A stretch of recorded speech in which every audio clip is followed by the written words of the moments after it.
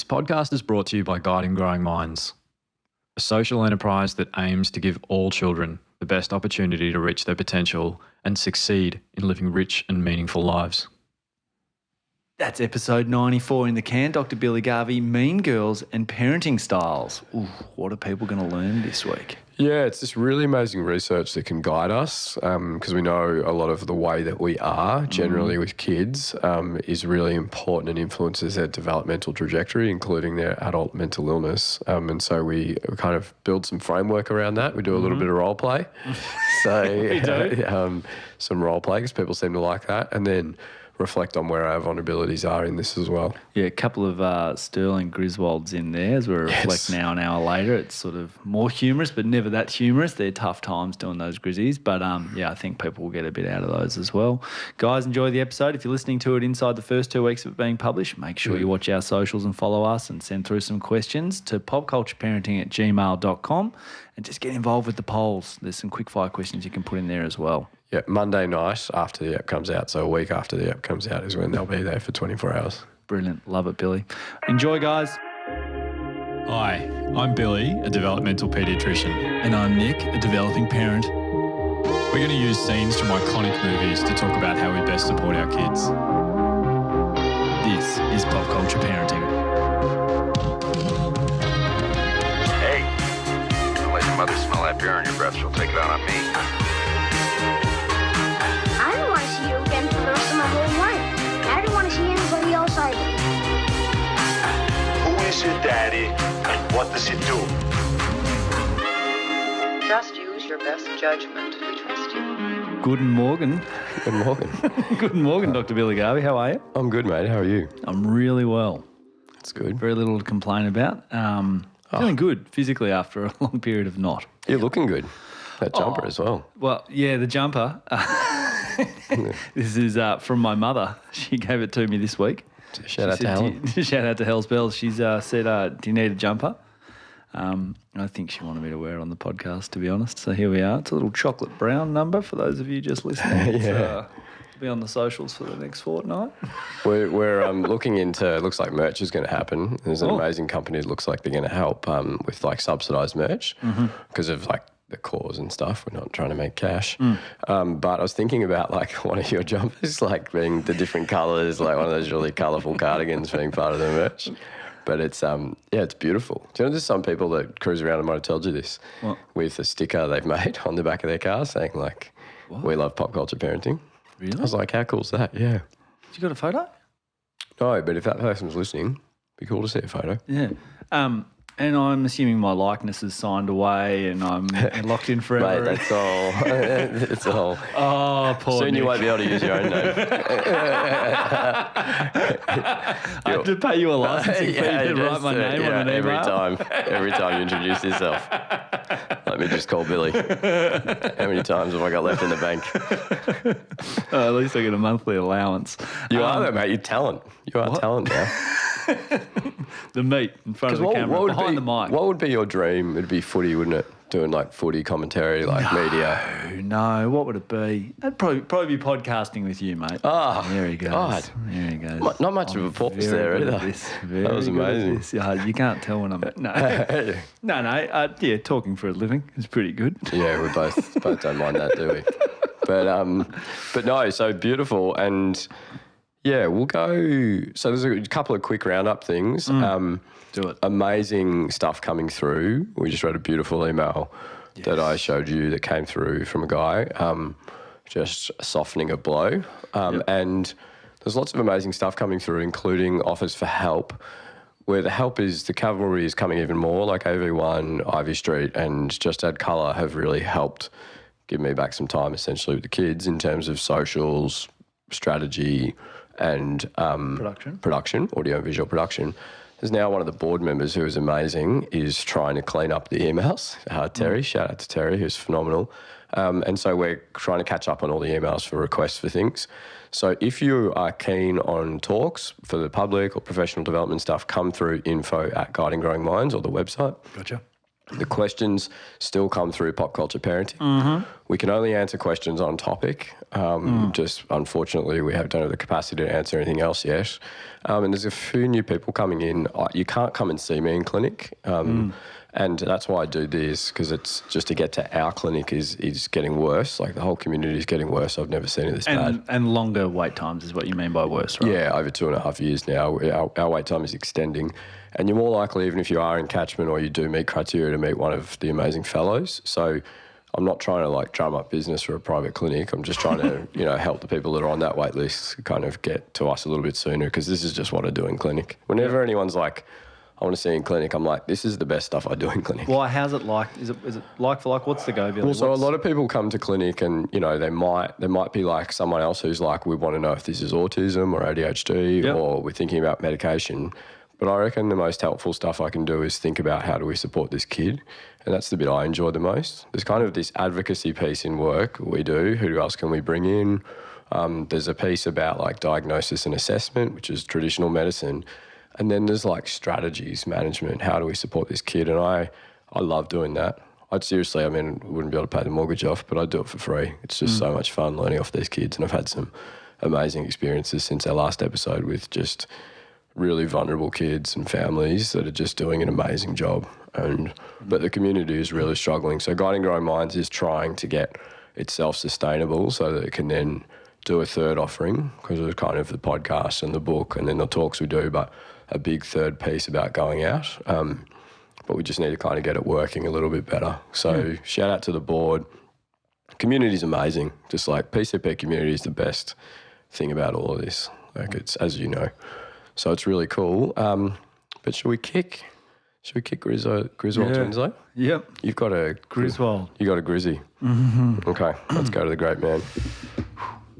Hey, don't let your mother smell that beer on your breath. She'll take it out on me. Feels too long since we've heard from Chevy. Yeah. So I only have a Griswold this week. It's not a great one. In time, I might laugh about it, but it wasn't funny at the time. And it's probably not even funny yet. So I was on a road trip with the girls coming back and have been away, and it's a long road trip and a portion of it was quite a windy road. Anyway. Oh, yes. I was like, did you go away without me? Now I know. I'm allowed to go away for 5 days. It's in the contract. I said, so I've travelled for many years with my girls, not long road trips, once, twice a year we go 10-hour road trip up to New South Wales, but, usually straight line stuff. But I was coming through some winding hills. My girls are so good in the car when it comes to just like sleeping. They just typically drop off. It's like, some kids just have that muscle. It's bang, they go out. And I've never had a problem in the car. No one's ever had any issues. Anyway, we're coming down some windy roads and one of my daughters starts complaining about feeling sick, to which I just respond with, in my mind, honestly, I'm like attention seeking maybe. I'm like, yeah, you'll be fine, mate. You've never had this problem, mate. Get out to a flat bit. I'm like, see, you're fine. And then they start complaining about it again. And I just ignored her and start hitting some more bends. And she goes, no, I'm sick. And I turn around and then just spews everywhere in the car. And I just giving me really clear signals the whole time that she wasn't doing well. And I didn't, do the right thing and support her. It wasn't great. I bet you went in then though. Yeah, totally. Yeah, obviously pulled over and sorted her out and apologised. I felt so bad. Like I felt so bad because I was like, just dismissed everything. She was not totally dismissed. I was you're right. But I mean, like we've done a lot of Ks in the car. So I was she just, she's bored, sort of thing, because I get bored on long road trips. But she was quite sick. And she was distressed only for a second, and then she came good. And I was just like, I'm so sorry. And then, anyway. It's just all that pressure, like trying to get quick. And anyway, I know. So it was, we're just constantly rushing, aren't we? Never had that problem, but now got that problem. And so it's something I have to work on. And, but it was pretty crappy. We've got a great medication for you. We have to give it to Evie because she struggles with that too. Oh, I've never had it, but it's a new frontier. But it's like anything in parenting, mate. It's constantly evolving. Yes, it's true, isn't it? No, but But it's hard, mate, and we're it's kind of on topic of what we're going to talk about. But I think that kind of reflection, and I'll give you my my Griswold. So yeah, I've been, as I've complained about multiple times, I've been doing a fair bit of solo parenting because Annalise is doing nights for kind of the rest of the year. She's about to have done she's about to have done her 84th hour in 7 days when she gets home this morning. Jeez. So yeah, she's amazing, and she does most of the house stuff so that I can do the pod stuff and everything, and yeah, cooks all the meals. She's just phenomenal. Sleeps 5 hours. She's just a weapon. But yeah, and so she what she was doing for a little bit was she'd get home, and Charlie's been up for a few hours. He's one, and she'd take him and have a cuddle with him, and he'd have a little nap. It was this beautiful chance for them to just bond a bit, and me and Evie to do stuff. And so it was the weekend, and I was like, sweet. And we bought one of those whiteboard, blackboard combos, you know, the A-frame little timber things. Oh, yeah.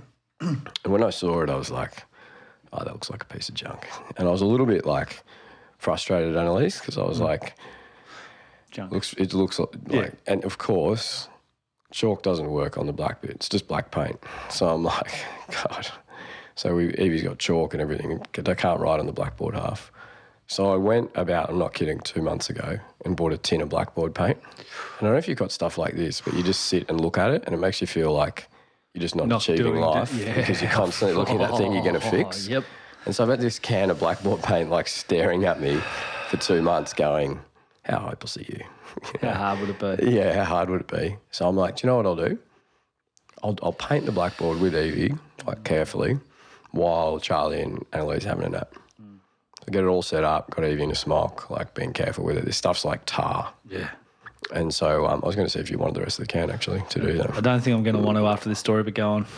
Yeah, so I'm I get it all set up and we're painting it. And Annalise comes out and is like, he's not sleeping, you got to take him. So I was like, yeah, cool. And I threw him in the swing, and he was swinging while I was there's just a swing that you gave us, actually, that's hanging off the rafters. And he's just swinging, and me and Evie are painting it. And I get to the end and I'm done. And I'm like, I think I've got to put these paintbrushes in mineral turpentine instead of water because it's just like tar. And so the shed is 3 metres, this tiny shed that, if I'm being honest, I couldn't actually put together. Annalise had to. Did it, yep. Yeah. So there's a lot to this story. But I'm like, I can't leave Charlie in the swing because one of the straps doesn't work anymore, so he can get out of it.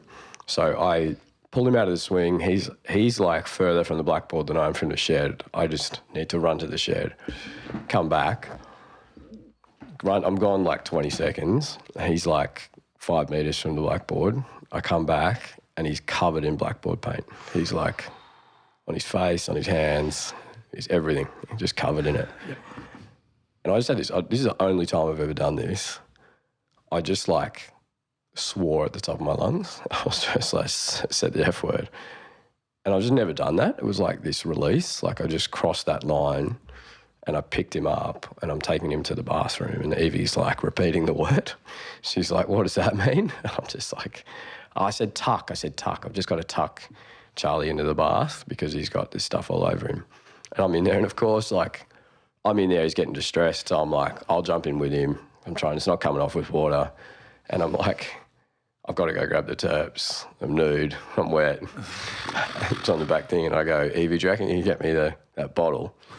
And of course, it's what? Is the lid on? Yeah, the lid's on. I never got it open because he came back. But of course, she's this gorgeous 3-year-old. So she's just pretending she's getting it, playing a game of getting it and all this stuff. And I'm just boiling up inside. And then I'm in the bath with this, really upset 1-year-old just covered in blackboard paint, putting mineral turpentine on him to get it off. And I was just because you know what it was? I just refused to adjust. Yeah. When Charlie came back to me, I was like, nah, I'm not looking at this blackboard that doesn't work for another day. And I was just so stubborn. Didn't lower that expectation, No, I did you? didn't lower it. And it was, so it was just, it's the one time I've done that where I just swore, I got that dysregulated that I was bang. Yeah, no, I've done that, okay? I mean, yeah, no. Yeah. I've done more than once. Yeah, well, I've had totally. that parroting back with the F word. Yeah, they just sense the power in it, don't they? Yeah, my toe exploded in a Officeworks car park and Oh, yeah. Yeah, and Can't remember I that one. screamed it out. That's right, yeah. My toe, I just stubbed my toe Yeah. in thongs. And yeah. So I didn't have that excuse. They just parrot it back at you, and you're in physical pain and you're distressed, and the kid starts swearing, and everyone starts looking at you, and you're just like, oh, Yeah. terrible. Yeah. Oh, that's horrible, mate. Yeah, Sorry to hear that. it was really good. It was funny because Annalise is so amazing that I was like, the kids have been, whenever she's not around, they're a bit all over the place. And I text her in the morning and I'm like, how's your shift? And I'm like, this is what happened to the kids. And I was like, been sleeping lately with like Evie sleeping across my body and Charlie sleeping across my face and Melfi the dog on my feet. None of them start there, but I'm just so exhausted that I can't do any of the settling stuff with any of them. So I'm just like, come in. Wait till they drop and then put them in. Well, no, more so like through the night when they wake up. I can't resettle them. I'm like, I'm so exhausted. I've got 5 hours sleep maximum here. Just come and sleep on me. But I texted Annalise. I was like, yeah, I had them all sleeping on me again last night. And she's like, and I was pretty annoyed. And she's like, oh, you must have felt really loved. I was like, oh, it's pretty hard to be angry about that. So I was like, yeah, it's just this beautiful reframe. Yep. Yeah, so she's amazing. But yeah, have you got a Winslow? Nah, nothing. I'll give just for you because you'll enjoy this. I don't object to fun. I love fun. In fact, I'm the grand funk master of fun. So as you know, the book is only currently available in Australia and New Zealand. Yes. And we're trying to get some publishers, I know, just self-promotion stuff of showing books on camera. Doesn't work on a podcast. No, but and it's amazing. Like if you want to help, there's a lot of people offering to help. Give the podcast reviews. If you read the book and liked it, give it a review. We're trying to get the book overseas. We just want the right publisher who's connected to community. But it is about to be in a new region. Where? China. Oh, really? Yeah, I didn't even know that was an option. Wow, translate? They just said, yeah, I think so, yeah. Oh, It's like, how good's that going to be? jeez, I want a copy. Yeah, I know. Oh, I really just want a be like, copy. That's That's amazing. the first time I cried in the book. This is the third time I cried in the book, and I won't even know what the bit is. I'll just know that point of the chapter. Wow. So, yeah, it's really cool. So, yeah, that's really Congratulations. exciting. Yeah, so we might, maybe the live show will go to China. Oh, that would be awesome. Surely there's a bigger stadium over there than What are the biggest outdoor sports? Don't know. Beijing, yeah. Yeah, I don't know what the big sports are over there. If anyone knows, we'll probably have to block off a Saturday night in Beijing in their arena. Oh, imagine flying up to Beijing for a gig. Yeah. It'd be amazing. I just want to eat the food. And I pitched a part of the live show to you last night, actually, on the phone, and Very got good. it across the line. I did. No, I'm excited. Well, that's what Sunday night you and I are catching up. That's what we're going to do. Yes, that's right. We're going to bring pen and paper and we're going to timestamp everything and try and get it mapped out. Yeah. Because I love the chats. The chats are always good, which we do on the fly. We need some dedicated My whole time. life's on the fly. Yeah, I know. But no, so the live show is going to happen. So we're still Melbourne? chasing a sponsorship. Yeah, we'll do some polls to try and get an idea of numbers because we don't want to book a 100-seat venue and 3 people come. I know. It's like your mum and our partners. My mum querying my outfit on stage. So beautiful. Anyway, let's go movie. Yeah. You watched it last Mean night. Girls, yeah, Mean watched it Girls. for the first And time. a lot of people Did I guessed get it? right. Fetch. Yes, yeah, a lot of people guessed it, which was amazing. The first person was the next morning. Some guy's like, I'm so annoyed that it took me 4 days to listen to this episode because I know it's Mean Girls. And I was like, and lots of other people had different movies, which was really great guesses and also helped me pick some future movies. Okay. But yeah, Mean Girls. Now, you watched it for the first time. Never watched it. Sort of went past me. 2004. So I would have been like, no, I don't know, 14 at the time. No, I was really in my mid-20s, so probably wasn't my film, I guess, at that stage. I imagine it's a teen angled film. Yeah. I reckon. But it was more mature and interesting than I thought. But it has standed the test of time, so it's always been on my radar, but I was like, why do people still talk about this? And so then I went and watched it, and they've obviously just done a remake as well. Yeah, I They're didn't doing a even realise remake that. with Henry Tina told me Fey. that. Yeah. Yeah. She's appearing in again, and so is Lindsay not Amy Lohan. Adams.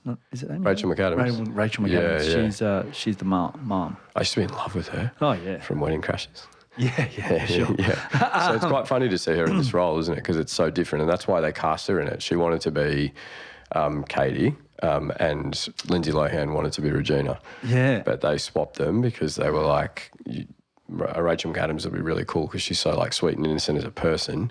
that they're like, it'll be amazing to put you as Regina George. Yeah, and I watched Parent Trap recently. That's Lindsay Lohan, isn't it? Yeah. I watched parts of it. I don't know why I was watching it, but I ended up watching half of it with my partner. I don't know. She was a rising star. Yeah. And really sad. And Yeah. do you know why they say one of the things why she didn't have the career she deserved was how she was parented, which we're going to talk about. Oh, really? So, yeah, Lindsay Lohan. It's kind of the difference. There's a lot of people like that where they were child stars rising up. And like her mum famously became a manager. Her dad had all this legal stuff against him. And so it's really interesting. But why do you think this movie stands the test of time? I imagine it works off common tropes and behaviours, I think, of teens, and that's why it sort of stands up. I think it's pretty self-aware. Yeah. Like she is the whole way through, and how her character evolves and devolves. So Katie has this evolution, doesn't she, Totally, where she yeah. loses her self-identity, tries to become someone else to fit in, and then finally realises, like, I'm going to stop pretending that I'm bad at maths and be myself. And Tina Fey is amazing. Yeah, phenomenal. She has some range, doesn't she? So- Like pure comedy, pure drama. Yeah, some people say, she's like a genius because I don't know if you know this. This movie is based on a book. I don't know if you've heard about this. Nope. Yeah, so it was written by Rosalind Wiseman in the early 2000s, and it's called Queen Bees and Wannabes. And it's essentially a theoretical kind of framework about teenage girls. And Tina Fey used a lot of the book. She got one of the big production houses with Lorne Michaels to buy the rights to the book. And the book describes like the queen bee, like Regina George is kind of this idea of the Queen of Hearts from Alice in Wonderland plus Barbie, and that's where the plastics comes from. Gotcha. So a lot of it was written, and Tina Fey put her own story through it. But she's essentially taken this theoretical framework and woven it into a movie, which many people would argue is quite bright. Yeah. Tina Fey's done it once. Yeah. I've done it 40 times. So some would say, that means I'm 40 times smarter. Yeah. Some would. Do you know, I couldn't even do the maths on how many movies you've done. I'm like 94 episodes. That's how smart I am. I think we're right on 50 because we used to do singles to start with. Yeah, we did some singles, then we did some triples. Oh, yeah. Some triples. But it's really amazing. So this is, a really cool story. The other thing that might have popped up in your head when you're watching it and you came to realise that it's almost a tale similar to mine. Go on.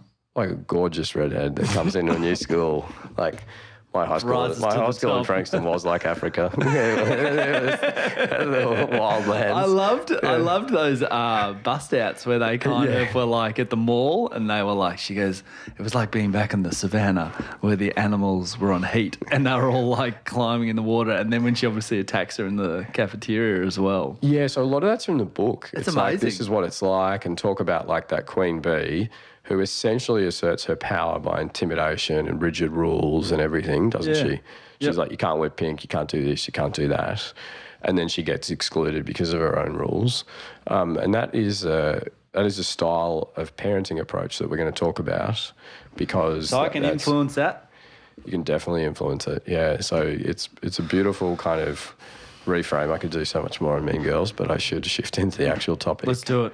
So parenting style is what we're going to talk about. Okay, parenting styles. Okay, so you haven't told me the topic until just now. No, this is how amazing you are. You have so this is called parenting style. So you can pick a style.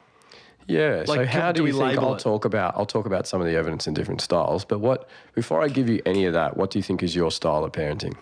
Mine. Oh, damn it. Someone asked me a question yesterday about parenting styles. Mine is probably overly involved. Okay. Like, I don't mean to sound like a twit, like all I care about is parenting, but because I do this podcast, I've just got constantly things front of mind that I'm constantly working on. I wonder if. But why do you think overly? I'm protective, I think. As in more than you should be? I think about and talk about parenting more. I don't parent any more than anybody. I definitely don't parent heaps more, but I'm conscious of it. You know, like people are constantly, it depends what you define as parenting, right? So like, you know, like taking the kids, you know, I define it as a bit more like, you know, how you actually guide and behave in front of them and all that sort of stuff and do the right thing. You know, that's what I call parenting. Like I'm not babysitting. I've got a parent, I can't be their mate. You know what I mean? Like Yep. I'd like to be their mate. Everyone wants to be the cool parent, but yeah. Yes, great. Hold that thought. Totally. So that's the hard bit, isn't it? And the biggest influence on how you parent is how you were parented. Like, you know, thinking about our own childhoods, there's approaches that our parents use. That doesn't mean we copy our parents. Often we will do the opposite because we're like, my mum was so cold, never kind of leant into me, so I'll lean into this kid in front of me when that might not be what the kid needs. Yep. So, yeah, parenting styles is this like whole body of research that essentially this amazing developmental psychologist in the 60s in America, Diane Barrowman, built a lot of the evidence around this, and it's really cool. And she actually created 3 categories of parents, and researchers after her made a 4th. And then there's been huge research, and we can go really deep into this. Passive? Are these the ones? No. What are they called? What are those categories? What do you want? How about this is how amazing this woman is. Do you want me to read out her word for word of the original text? Love it. This is from 66, and listen to how much this relates. 66. Yeah. So that's 68 years ago? So, yes, I wouldn't be able to do that math. No. But yes. So the first type, so let me explain this first to give it a bit of framework. What she would say is that there's 2 components of our parenting style. There's responsiveness. Yeah. Yep. So responsiveness is either warm or cold. Yep. And there is demand, which is either high or low. So now demand is expectations. What do you expect of the kid? Now, if we think about a parent that is cold but has high demand, that is like Judge Dredd. I am the law. Mm-hmm. You will listen and do what I say. You will not question me. Tradition, respect, compliance is what those parents are all about. Does that make sense? Yeah. And that's called authoritarian parenting. And this is how she frames it. The authoritarian parent attempts to shape, control, and evaluate the behaviour and attitudes of the child in accordance with a set standard of conduct, usually an absolute standard, theologically motivated and formulated by a higher authority. She values obedience as a virtue and favours punitive, forceful measures to curb self-will at points where the child's actions or beliefs conflict with what she thinks is right conduct. She believes in keeping the child in his place, in restricting his autonomy, and in assigning household responsibilities in order to inculcate respect for work. She regards the preservation of order and the traditional structure as a highly valued end in itself. She does not encourage verbal give and take, believing that the child should accept her word for what is right. That is authoritarian parenting. Mm-hmm. Now, that's how Regina George is in this movie. Mm-hmm. You will comply with me. Mm-hmm. That's the way things are. You don't have a voice. Gretchen says, even if you like a boy, you might not realise that you actually don't, because Regina doesn't want you to. And that's what happens with a lot of kids. The hard thing with this is it really challenges secure self-esteem development. Kids really struggle with autonomy when they enter adult life. Where's the person telling me what to do? I never had a voice. It increases the likelihood of behavioural problems. It increases the likelihood of juvenile delinquency, antisocial behaviour, all that stuff, because it's like you will just listen to me and follow. Now, that's the authoritarian parent. We'll keep going through them. What if you are cold and you have no demands? Cold and no demands. There's just like no boundaries, you're not present. So it's called neglectful parenting. Yeah. But you're right, you're not present. You're just like, run your own race, kid. Now, unfortunately, Barrowman didn't talk about this. This came in after her. But I unfortunately meet these kids every so often, and they're the most vulnerable of all of them. So neglect, Bruce Perry, the amazing guy who wrote The Boy Who Was Raised as a Dog, talks about this, and neglect is so detrimental. People used to think neglect isn't as bad as abuse, because abuse, you're doing something bad to the kid, sexually, physically, psychologically, you're abusing them. But what we know is that neglect is just as bad, and he showed that it leads to smaller brain growth. You know, it really impacts kids that much, neglect. This is like a lot of the research out of Eastern Europe about kids who are given food and water and warmth, but if they're not held and loved and guided and responded to, they have a huge increase in mental illness in their later life and in childhood. So they just don't develop relationship skills and everything like that. So that's neglectful parenting. And some of the worst experiences I've had in my professional career have been in this. I remember this would be 15 years ago maybe, I remember going to a home visit to this family and they had 4 kids. No. I think I've told you. I told you this. Yeah, so they had 4 kids. They were like a little kind of maybe 1-year-old to a 9-year-old. And lots of mental illness. Dad was in jail. Mum was really struggling. And we rolled into the house and like 2 bikies came out. Because Mum and Mum's sister were there and they came out of the bedrooms. The kids are all just left to their own devices, including the 2 toddlers who had burns all over them from going into the heaters. They had nappies around their ankles, like there was no food in the house and it was a mess. And, you know, Mum had heaps of childhood trauma and was really struggling and everything. And she couldn't understand why the 7 and 9-year-old wanted to go to school. She's like, I've told them they don't need to go.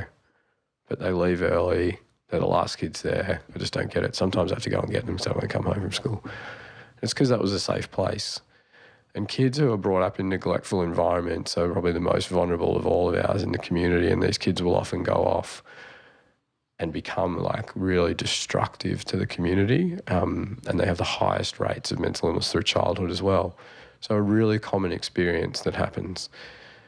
You could argue that like, you know, I often talk about this in talks and talk about like the movie kind of Judge Dredd is the authoritarian, I am the law. And to lighten the mood a little bit, I often use Home Alone mum as neglectful because she like just cruises over the other side of the world and leaves the kid in the house. And she does it by accident and it's really out of character and it's just all these things lined up. Come on. So yeah, that's neglect. Now the next type that we think about is warm and low demand. I know who that is.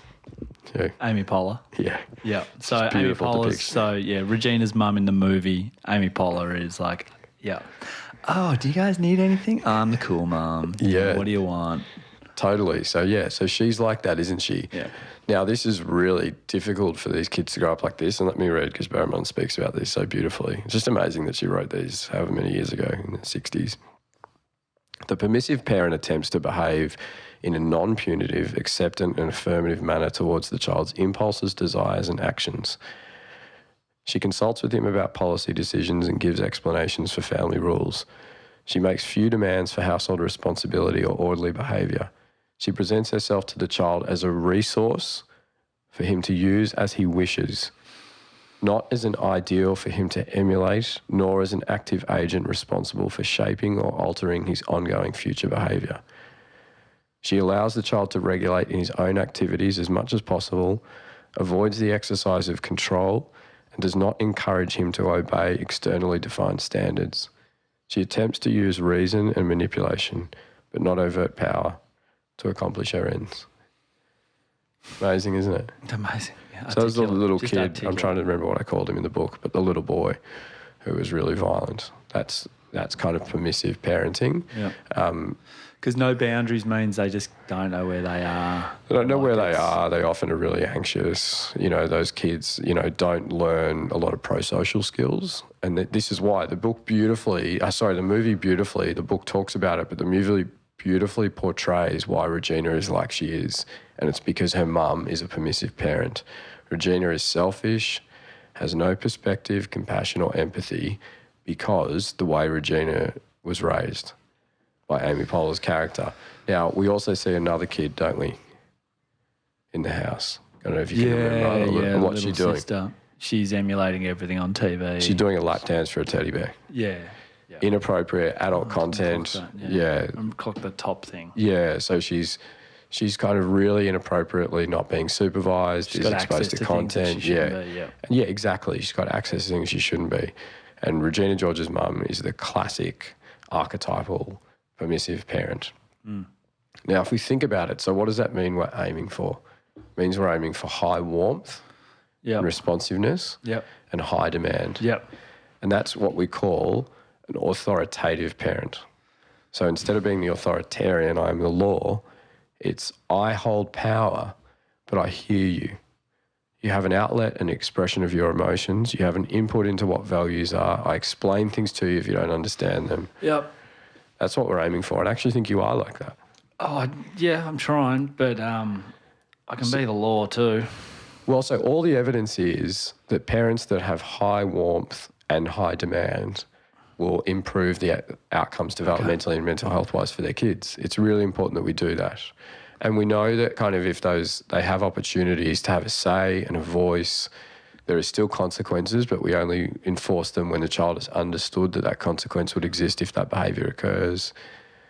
They have a say. Sorry, what's the thing that you say the difference? There's consequences and there's punishments. Yeah. Can you just run that over again in case people haven't heard it? Because it's a big distinction. Yeah. So the difference between what a lot of authoritarians do is called psychological control. What a lot of authoritative parents do is called behavioural control. The important distinction is that what the psychological control is punishments. The worst one is withdrawal of love. I withdraw my love from you if you don't behave. We should never do that, but that's a classic authoritarian. You know the classic, I get asked this a bit, my kids should respect me just because I'm their parent, not because of how I treat them, not because I respect them, not because I role model it. That's classic psychological control. It's manipulation. It uses shame. And at its heart, it's saying, you know, you're not a valuable member of this family, of this classroom or whatever it is. And it's the same, like we haven't talked about this in the past, but classrooms can be like this. And the evidence shows school communities that expel kids are worse for every kid in that school. Mm-hmm. The argument that we expelled that kid because we need to think about the other kids, it actually shows that it's worse developmentally for all the kids that remain in that school because it is a symptom of a school that's struggling to be inclusive and accommodating and understand that kids are just kids. Now, that's easy for me to say. I don't work in a school, but I work really hard to try and build capacity because I don't have enough resources and training and ratios and all that stuff. But it's really, really important that we understand that. Now, behavioural control, what you're talking about, consequences, behavioural control is I'm here with you. I have an expectation, but you understand it. You're capable of achieving it. And that's the reason why in parenting, if we think about responsiveness, cold and warm, and we think about demand, low and high, warmth always comes first. Connection and warmth. Yeah, beautiful. Connection. You beat me to it. Connection is the priority. And people will achieve high expectations if they have warmth and connection and guidance. And that's the difference between behavioural control. And that's the authoritative parent that says, I have the say, but you are a part of my decision making. And that's what Barrymont says. The authoritative parent. Yeah. So I'll close out her quotes. The authoritative parent attempts to direct the child's activities in rational, issue-orientated manner. She encourages verbal give and take, shares with the child the reasoning behind her policy or the rules, and solicits his objections when he refuses to conform. Both autonomous, self-willed and disciplined conformity are valued by the authoritative parent. So they have a say, but they also are part of this team and they fall in to help us all succeed together. Therefore, she exerts firm control at points of parent-child divergence, but does not hem the child in with restrictions. She enforces her own perspective as an adult, but recognises the child's individual interests and special ways. The authoritative parent affirms the child's present qualities, but also sets standards for future conduct. She uses reason, power and shaping by regime and reinforcement to achieve her objectives and does not base her decisions on group consensus or the individual's child desires. Does that make sense? So we do not box them in. So the reason she says that, group consensus, she's not, everyone does it, so I will, around screen time, around bedtime, around food, meal times and all that. She says this is what's important to me. But she also doesn't say the kid gets to choose when they go to bed. The kid gets to choose whether they want ice cream for dinner. So the kid has a say. And when there's conflict, the perspective of that kid comes out first. Do you communicate this? Can I communicate this sort of topic to my kid? So if I go, hey, I love you, you're great, just bear with me here. Like, oh, yeah, you're a great kid. I'm not going to tell you you can't have screen time. You're a good kid, so I'm going to give you some. This is how I'm going to do it. And it's different to your mate who gets screen time for 8 hours a day, right? This is really important to me. And I'll give it to you because you've been great. Like, can you explain that stuff? So let's role play it. All right. So you be I'm 6. one of the girls, Yep. 6, and you want to just keep watching the screens. I've just got home from school. Can I watch TV? I just want to watch TV. Can we just put it on? No, I've told you about this. It's not happening. If I hear from you complaining about it again, Why you'll not? never see the iPad again. Jimmy Because I gets to said watch so. it. You don't get to ask me about that. I'm the parent. Okay? Now, if the iPad comes up again, it's going in the bin. Now, that's authoritarian. That's judge dread. That's me. That's bad luck. That's me from time to time, to be honest. So we'll talk about it. We flex. We don't sit in one category all the time. But we should flex you moved. appropriately. I We'll tried talk it. about when we flex appropriately. Okay, let's do the next one. Keep in the same tell me. scenario again. Come home. Hey, yeah, what'd you learn? I didn't learn anything. Can I have the iPad? Yeah, I don't care. Oh, Do whatever you want. can I watch Just anything? don't get in my way. So as long as the volume's not too loud, because I'm watching my TV. Okay. So go do whatever you want. Am I allowed to watch this M15 movie? As long as you're not hassling me, it's fine. Okay. So No, that's neglectful. Yeah. That's like, I don't care. There's no consequences. I'm just cold. I'm not going to enforce any boundaries and I have no warmth. Give it to me again. Can I, hey, yeah, I didn't learn anything. Can I have an iPad? Yeah, sure. Yeah, like, Yeah. I've actually just got you a new one because I know you said yesterday that the old one, the button wasn't working that the perfectly, so I screen went and was bought you one. Oh, do you like this one? Can you make me a sandwich? Of course I can make you a sandwich. Oh my God, I'd love to make you a sandwich. With ice cream. With ice cream, definitely. Now, do you mind? I need to go to the toilet, but can I No, I wait? want it now. Right now? Okay, cool. It's okay. It's okay. Sorry, I shouldn't have asked. Just sorry, we shouldn't laugh, but I can just picture you as Amy Poehler. Hey, thank you. The Photoshop. I'm looking forward to the Photoshop. Totally. Hey, I'm going to be Katie, surely, Lindsay Lohan, gorgeous redhead. Redhead. Yeah. People won't realise it's a Photoshop. All right. Final one. I'm Give excited. it to me again. Hey, yeah, their school's good. Can I have the iPad? You'd like to play with the iPad? Yeah, I want to play. I just want to watch it now, just before dinner. I just want to watch an hour or so. So do we usually do that? No, but Jimmy does. So, like, can I just have it? Can you just give it to me? You can go do your own thing. And do you feel like it's unfair that Jimmy gets to do it and you don't? Yeah, well, I don't know why it'd be any different. So can I just have the iPad? Yeah, so I totally understand where you're coming from. It Oh, must cool. feel Where unfair is it? that other kids get to do this. But as we've agreed as a family, this is not something that we do straight after school. Why not? Because we know that you really enjoy the iPad, but there's stuff that, like, you're a really important part of this family. And we've got to set up a couple of things like mealtime and things like that. Okay. But you'll be able to have the iPad, but it's at that time we agreed. Remember we said, like, if we can all as a team do really well for mealtime and have those things, then you can have that set amount of time. So when do I get it? So as we've agreed, we'll talk about it. If you think this should change, that's something we can talk about, but I think it's really important. I think the iPad's a really good treat. It's a bit like a dessert, but we worry if you do it lots, it always stresses you out.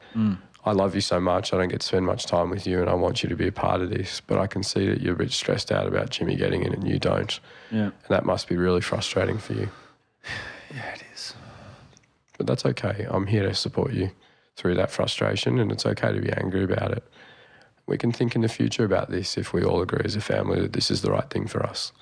We might try something different in the future. Is that okay? Yeah. Yeah. Can I have a sandwich? You can. I need to go to the toilet first. See?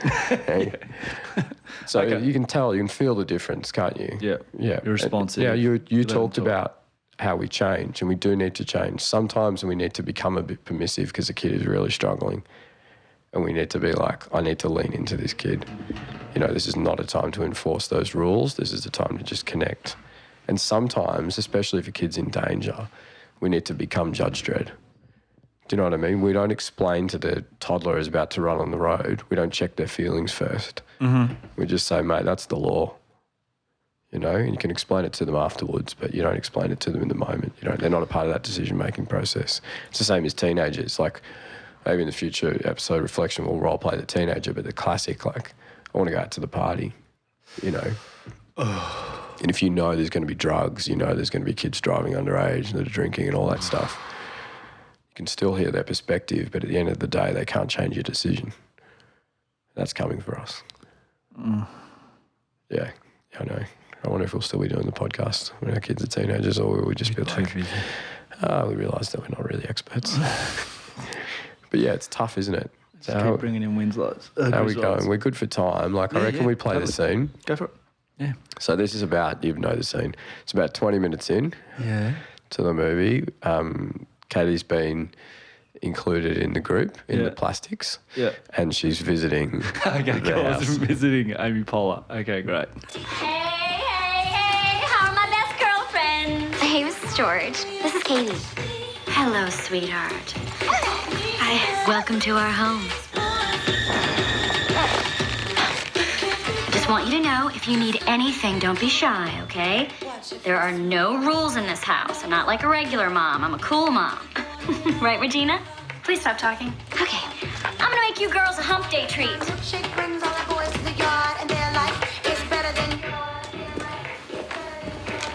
This is your room? It was my parents' room, but I made them trade me. Hey, put on 98.8.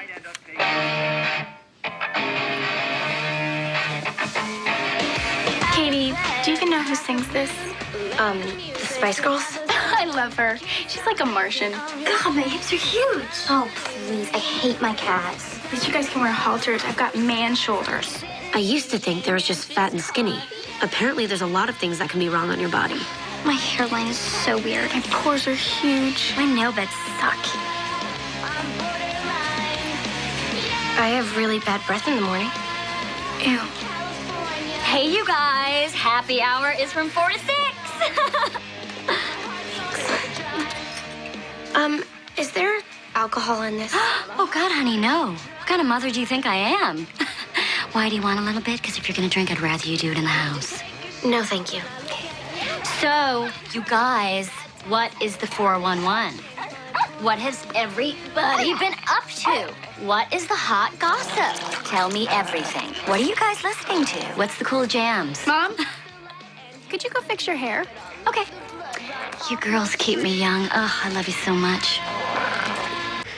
Oh, she's so good. Yeah. She's just got it. The timing, it's mint. Yeah, she's perfect. That kind of, I'd rather you drink in the house. That's one that is... That question is going to come for you. You better be ready next week, mate. Totally. I'm not even going to ask you this week because I think there's going to be some really good examples of like complex kind of like, well, we've had this in the past, so what about this? How do you get... Because, man, that's such a thing. Yeah, totally. So she's the classic archetypal, as I said, permissive parent where she just wants to win her over, and she's the reason that Regina George has no empathy, you know, thinks the whole world is for her, all of that stuff because she's stuck. Did she start with no empathy or did she... Well, no, she's always like, obviously she's a fictional character. She's it's a always got her way. Yeah, So gotcha. we know that kids who have permissive parenting really struggle with emotional control, and we see Makes her, sense. she lashes out. Yeah, because they've never had the boundaries around them to support them and never had any expectation around them. So, you know, she's taken her parents' bedroom. She kind of just is really... you know, quite harsh to her mum. She's really insulting to her mum, all of those things, because there is the lack of respect is not there because she had the warmth, but she had no demand. It's really interesting. And I wonder if you think about those 4 categories, and it's amazing. People have, like this is, as we've said, this research is really old, but people have researched this and they keep coming up with the same stuff. There's a really interesting cultural difference to this that might come up in the questions. There's really different stuff about boys and girls, but I guess the one thing I want to ask you, which one do you think you're the most vulnerable to fall into unintentionally of the 3 negative ones, if we think the authoritarian, the neglectful, or the permissive? Authoritarian. Yeah. Yeah, I mean, and I just, I've probably seen, authoritarian. So for me, it's because of absolute frustration. Sorry. Yeah, totally. No, it's interesting. And I wonder if you think that comes from, so often that comes from our childhood. Yeah. Is that we fall back. Yeah, totally. And not I always feel funny. I feel funny about this, but like, not in a bad way. But yeah, Dad was quite an authority. Like, he was just quite an authority, you know, like, it was, we keep saying like, it was the 80s and the 70s and stuff. So it was a bit like that. And I'm used to that. Like I can navigate that, I feel like. But I just feel like that's... Yeah, so you probably think, and maybe it was, that was okay. So that's why you fall back into it. Whereas I fall back into permissive. Yeah. I'm just like, I look at the joy that Evie experiences with things like having a treat, and I'm just like, I want to give her more of that. And it's part of the reason is because of my childhood, but not because my mum was overly permissive. My mum had so much demand upon me that I want to make sure I don't fall into the authoritarian because I said so, because my mum had to be like that. She was raising 3 boys and, we didn't have a lot of resources and stuff like that. But I was parented, we're going to talk about this in terms of different kids as well, but my mum parented me differently to my 2 brothers and had much higher demand on me. Why? And the mistake that might exist in people's mind is, well, if we place a high demand on people, that's when they'll achieve. They'll do well at school, they'll do well at anything. But if I've had any achievements, it was because of the warmth that came from her. But I think she thought it was because she instilled this work ethic in me. Given where we are and what we kind of do in the age we are, like, was authoritarian common when we were growing up, or is it always like, I just find that was common just generally? Yeah, it's really common. Yeah, you're right, because it was more likely. Well, that's the interesting thing about Berrimond. She always refers to the parent as mum, doesn't she? I was going to ask about that, but I had more of a question. Is that because... Well, it's because the mums would, still the case, but classically back then, the dad would come in and ruffle the kid's hair after work and would either be like the fun one, the permissive component, and just, I'm here for fun, I don't give you any guidance, or I'm the law, the authoritarian. Whereas mums are much better about being authoritative. They're much better at being warm and all those things. And do you know the reason why? Because girls developmentally have more advanced social skills as a whole, and authoritative parenting for girls gives them assertiveness. They're more likely to be assertive. Authoritative parenting for boys makes them more likely to be pro-social, because that's the vulnerability in each of those sexes. Sorry, you're going to be like, I can't believe you're asking this, but ask authoritarian, authoritative. Yeah, authoritarian is I'm the law, Judge Dredd. I'm the law. Like what I say goes, I don't care what you think. Yeah, authoritative is, this is the rules we agreed on, but what do you think about them? I can see you're struggling with it. It's okay to express those emotions. I take you on board. What you're saying, you help me make the call. Not to the point of permissiveness though, where you get our bedroom because you wanted it. Do you know what I mean? Yeah. So that's why it's the classic case. It's beautiful, but there's so much depth to this research. I wanted this one to be like an overlay. Oof. We should have done this in the beginning, like some like the attachment ones and all that stuff. But I was just like, man, it's so funny. I often think like, man, how many more topics have I got? And the lowest I ever get is like 12. And then I'm like, oh my God, I'm going to run out of stuff in 12. And then I'll be just riding to work and I'll be like, we haven't done parenting stuff. And I'm just, so this is a good example. The only time I've actually had the movie before we finish the last topic. Yeah. So I'm usually scrambling. But yeah, hopefully that's like a helpful framework of like what we should be aiming for. We'll talk about it in certain contexts, in certain cultures, in certain ages. There's a lot of evidence now around adolescence in this and how you respond to this. There's a lot of evidence around different parents. So if one parent's doing one and another parent's doing the other, that's really classic. So co-parenting. Yeah, co-parenting. There's a lot of evidence around parenting styles in this. So it'd be really cool to see how it comes through. But as always, beautiful reflections on our own childhood and what it was like, or the bit we struggle with, would be amazing to come through from people.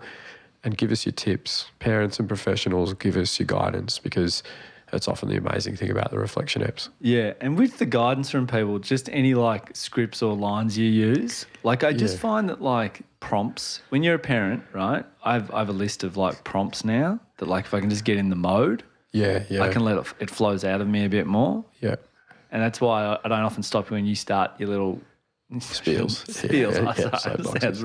A bit like you'll be like, we've arrived at this decision together, but you can have your input. So what do you think about it? Yeah. But, I'm not changing. Like, I let you go because I'm like, Yeah, well, like Barrowman said, you don't hem them in. You don't box them in. Yeah. We should never box kids in anything we do in parenting, but this is like a style. This is an approach. This is the behaviours we use. This isn't regulation, big feeling stuff. This is like, how do I come and how am I? And we also remember this is I promise I'll wrap up. Oh, yeah. we're not trying to be a better parent than anyone else. We're trying to be a better parent than we were yesterday.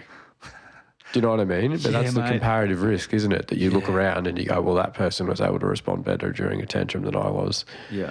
That person's really good at enforcing boundaries but doing it warmly. And we're kind of trying to be Caddy's dad.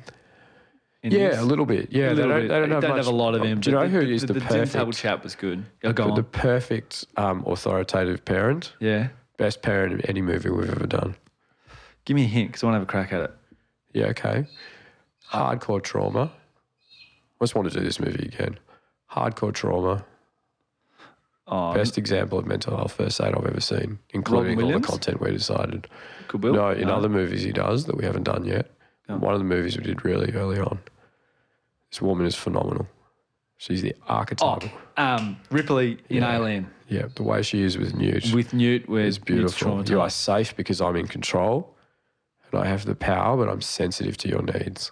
Yeah, Ripley. Yeah, she's phenomenal. She's amazing. I wish we could use a movie. We can go. Same as Terminator 2. I wish we could go back to that. Let's do it. We can. Yeah. Revisit. That was early days. We were gathered around a mobile phone. Yeah, that's true. And we should talk as well about the vulnerabilities in us falling into the unhealthy styles. And like, for me, that's my mental health. I'm more vulnerable when I'm stressed. And, you know, that's why like if this podcast only helps one person go and see a therapist, it's all been worth it. Yep. Because that's my vulnerability. Like you say, Billy, you press publish on that podcast and it's not until you get the first comment or reaction from someone. Yeah. And that is an insecurity of me, but I wait for one person. Just one person goes like, that app was really helpful. And I'm like, sweet, it was worth it. So thank you to those people. The feedback we get is phenomenal. And Terry's like seeing it now because she's looking at it. She's like, oh my God. And I often think like you and all the other people that make this work for free, I'm the one that reads all the stuff and gets all the affirmation, but I try and bring some of it to the reflective episodes so that everyone who's a part of PCP can hear what we're doing. And there's been, I'll pick some stuff because there's been some amazing stuff coming through about people saying this is changing lives, which is amazing for us because I'm just trying to think about how I can get the stuff I do in clinic out early to kids, and you're genuinely coming here to be the best parent you can. Try on, Billy. Yeah, you're succeeding. Succeeding massively at it. We'll see. Time will tell. Yes, time will tell, but we'll figure it out together as well. Awesome, Billy. I think we've covered off everything around what we want from people. We want their advice. We want their tips. We want their questions. We want them complex, long, short. Get involved in the stories as you see them in the coming days. We love that sort of stuff. It makes part 2 and sometimes part 3. I feel like we're going to have a bit in this one, Billy. This feels like a long one. I like it already. We get a lot of that, so that's what we welcome. So, guys, we hope you enjoyed this episode and we look forward to getting your feedback through the coming weeks. Have a great one. Thanks, man. Mother smell that beer on your breath, she'll take it out on me. I don't want to see you again for the rest of my whole life. I don't want to see anybody else either. Who is your daddy and what does he do? Just use your best judgment. We trust you.